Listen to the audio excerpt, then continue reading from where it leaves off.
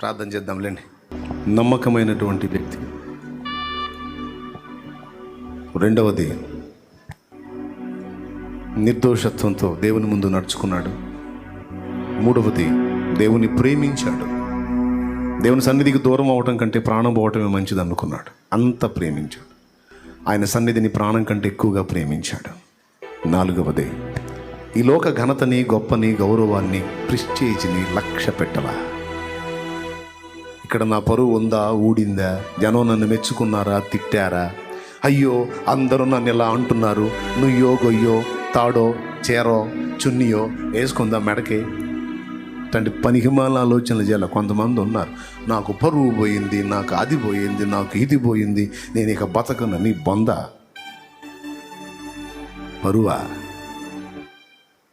మనుషులు పొగిడారా? మనుషులు నిన్ను నిందించుకుంటున్నారా? నీ మీద నింద వేసిన వాడు చేస్తాడు ఒకరోజు, నిందించిన వాడు కూడా ఆ నిందని ప్రచారం చేసుకున్న వాడు పోతాడు. ఇక్కడ పరువు గొప్పది కాదు, నింద గొప్పది కాదు. దేవుడు నిందిస్తే అది నిత్యమైన నింద, దేవుడు ఘనపరిస్తే అది శాశ్వత ఘనత. కాబట్టి ఇహ సంబంధంగా ఘనతలని, గౌరవాలని, పరువులని, ప్రతిష్టలని, పొగడ్తలని, సన్మానాల్ని లెక్క చేయొద్దు. అవమానాలు ఎదురైతే దాన్ని బట్టి సంతోషించారు అపోస్తలులు. ఈ నామమును బట్టి దూషణ పాలైనందుకు, ఈ నామమును బట్టి అవమానం పొందినందుకు, ఈ నామమును బట్టి దెబ్బలు తిన్నందుకు, హింస పొందినందుకు పాత్రులమని ఎంచబడ్డాం. బా, ఎంత ధన్యులం మనం, ఎంత ధన్యులని దాన్ని బట్టి సంతోషపడ్డారు. దేవుణ్ణి బట్టి వాళ్ళ ఘనత వస్తే అది ఇబ్బందిగా ఫీల్ అయ్యారు. దేవుణ్ణి బట్టి అవమానం వస్తే అది దాన్ని వాళ్ళు ఎంజాయ్ చేశారు. ప్రియ బిడ్డ, ఎప్పుడు మర్చిపోవద్దు, ఎప్పుడు మర్చిపోవద్దు. గుర్తుపెట్టుకొని జాగ్రత్త పడు. దేవుడు నీ పక్షాన ఉన్నాడు. జరిగించే న్యాయం ఆయన జరిగిస్తాడు. పరిశుద్ధ ప్రభువా, బిడ్డలందరినీ ఈరోజు ఈ మాటల చేత హెచ్చరించావు. 4 సంగతులు స్పష్టంగా చెప్పావు. ఆ 4 విషయాలు మా బిడ్డల హృదయాల్లో ముద్రించండి.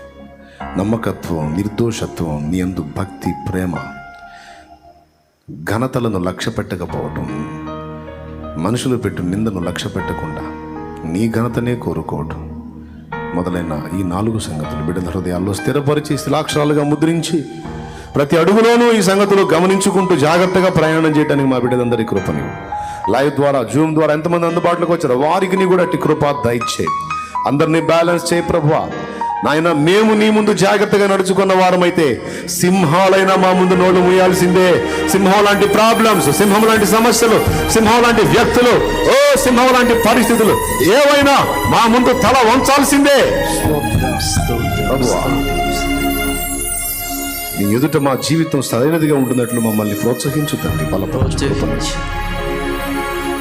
ఉదయకాలపు దీవెనలతో నింపు. 2వ కూటంలో కూడా మాకు తోడై ఉండు. మాతో మరికొన్ని విశేషమైన సంగతులు మాట్లాడి మమ్మల్ని బలపరిచి మేలుతో నింపమని యేసు ప్రశస్త నామమున ప్రార్థించి వేడుచున్నాం తండ్రి. ఆమేన్. ఆమేన్. ఆమేన్.